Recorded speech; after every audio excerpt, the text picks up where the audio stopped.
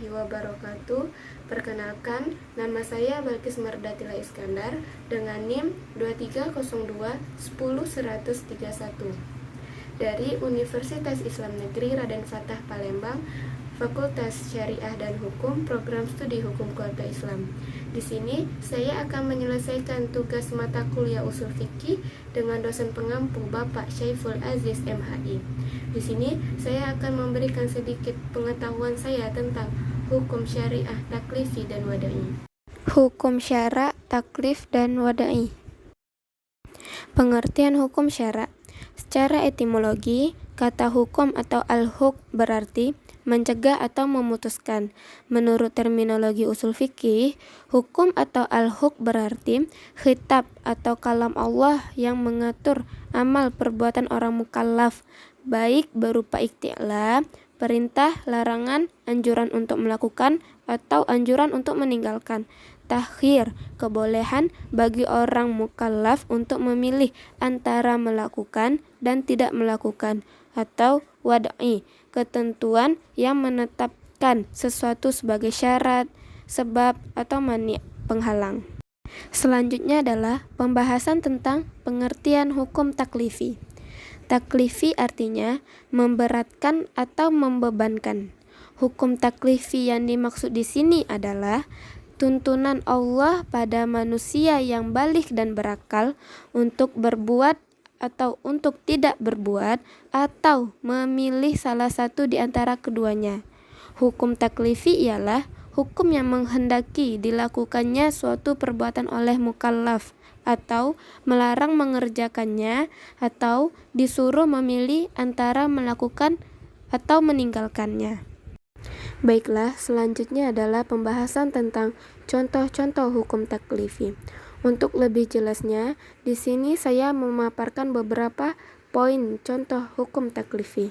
Poin yang pertama, hukum taklifi yang menghendaki kepada si mukallaf untuk mengerjakannya. Poin yang kedua, hukum taklifi yang menghendaki untuk ditinggalkan oleh si mukallaf.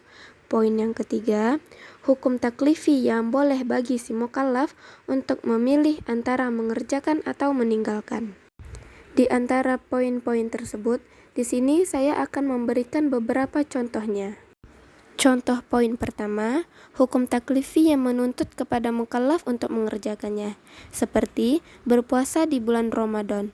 Dalam surah Al-Baqarah ayat 183 yang berbunyi, Bismillahirrahmanirrahim. Ya ayyuhallazina amanu kutiba alaikumus siyamu kama kutiba alal ladzina min qablikum la'allakum tattaqun. Yang artinya, hai orang-orang yang beriman, diwajibkan atas kamu berpuasa sebagaimana diwajibkan atas orang-orang sebelum kamu agar kamu bertakwa.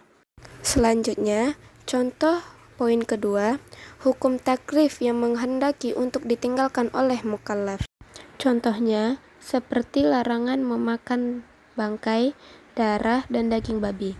Dalam Al-Quran Surah Al-Ma'idah ayat 3 yang berbunyi, Bismillahirrahmanirrahim.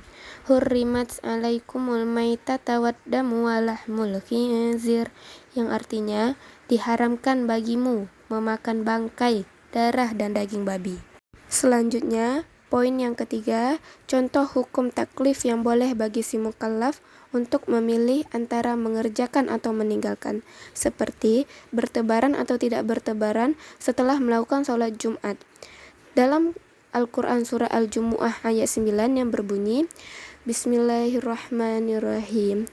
Faiza qudiyatis sholatu fantashiru fil ardh, yang artinya, apabila sholat telah kamu lakukan, maka bertebaranlah kamu di muka bumi. Baiklah, pembahasan selanjutnya tentang pembagian hukum taklif. Di sini ada beberapa bagian, di antaranya yang pertama, hijab atau wajib, yakni firman Allah yang menuntut akan sesuatu perbuatan dengan tuntutan yang kuat, seperti tuntutan mengerjakan sholat 5 waktu, mengeluarkan zakat, dan puasa. Yang kedua, nadab atau sunnah, yakni firman Allah Subhanahu wa Ta'ala yang menuntut akan sesuatu perbuatan dengan tuntutan yang kuat, seperti tuntutan mengerjakan sholat gerhana dan sholat-sholat sunnah lainnya. Yang ketiga, tahrim atau haram, yakni firman Allah Subhanahu wa taala yang menuntut meninggalkan sesuatu perbuatan dengan tuntutan yang kuat, seperti tuntutan untuk tidak melakukan zina, tidak membunuh dengan tanpa hak, dan lain-lain. Yang keempat, karoha atau makruh, yakni firman Allah Subhanahu wa taala yang menuntut untuk meninggalkan sesuatu perbuatan dengan tuntutan yang tidak kuat, seperti tuntutan untuk tidak makan bawang merah ketika hendak sholat berjamaah, dan lain-lain sebagainya. Dan yang terakhir adalah ibahah atau mubah, yakni sesuatu perbuatan yang tidak dituntut untuk mengerjakan dan tidak pula dituntut untuk meninggalkan, seperti main bola, duduk-duduk, dan bersiul. Baiklah, pembahasan selanjutnya tentang pengertian wada'i. Kata wada' berasal dari bahasa Arab, yaitu wadaha, yang dapat diartikan dengan penurunan, penjatuhan, pukulan, pemalsuan, atau rekayasa. Jika dilihat dari definisi hukum syara, kata al-wad' berarti peletakan atau diartikan sebagai sesuatu dasar dalam hukum syara. Hukum wada'i adalah perintah Allah yang berkaitan dengan penetapan sesuatu sebagai sebab, syarat, atau penghalang bagi yang lain. Baiklah, pembahasan selanjutnya adalah pembagian wada'i. Di sini ada beberapa bagian, di antaranya sebab, syarat, mani', rukhsah, dan azimah. Yang pertama adalah sebab. Yang dimaksud dengan sebab di sini adalah bahwa adanya sesuatu memastikan adanya hukum, dan begitu juga sebaliknya, bahwa tidak adanya sesuatu itu memastikan tidak adanya hukum. Sebagai contoh firman Allah Subhanahu wa taala dalam Al-Qur'an surah Al-Maidah ayat 38 yang artinya, pencuri laki-laki yang mencuri dan perempuan yang mencuri, potonglah tangan keduanya. Yang kedua adalah syarat. Yang dimaksud dengan syarat di sini adalah bahwa tidak adanya sesuatu memastikan tidak adanya hukum, tetapi tidak sebaliknya, yakni adanya sesuatu harus adanya hukum. Sebagaimana contoh firman Allah Subhanahu wa taala dalam Quran surah Al-Baqarah ayat 110 yang artinya, dan keluarkanlah zakat. Yang ketiga adalah mani'. Yang dimaksud dengan mani' dalam ilmu usul fikih adalah sesuatu yang adanya memastikan tidak adanya hukum. Sebagai contoh, seorang perempuan yang sedang dalam haid atau nifas dilarang melakukan sholat. Jadi, mani'nya di sini yaitu haid atau nifas, karena dengan adanya haid atau nifas itu maka tidak ada kewajiban sholat atasnya. Dan yang terakhir adalah rukhsah dan azimah. Rukhsah artinya mudah dan ringan.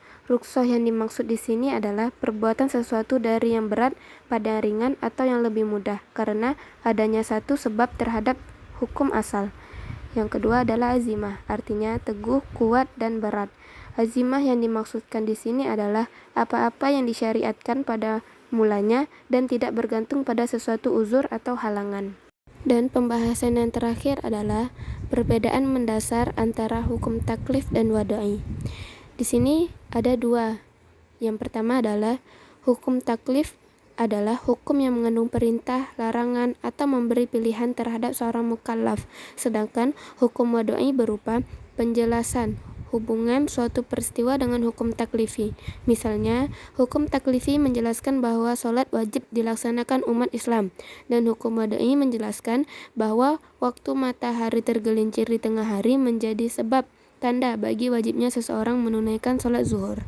Yang kedua, hukum taklifi dalam berbagai macamnya selalu berada dalam batas kemampuan seseorang mukallaf.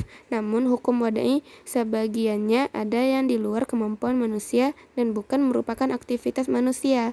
Misalnya, keadaan tergelincir matahari bukan dalam kemampuan manusia dan bukan pula melakukan aktivitasnya. Hubungannya dengan perbuatan manusia hanyalah karena Allah menjadikannya tergelincir matahari sebagai tanda bagi masuknya waktu sholat zuhur. A few moments later. Mungkin sekian dapat saya sampaikan, lebih dan kurangnya saya mohon maaf karena di sini saya masih belajar. Terima kasih. Wassalamualaikum warahmatullahi wabarakatuh.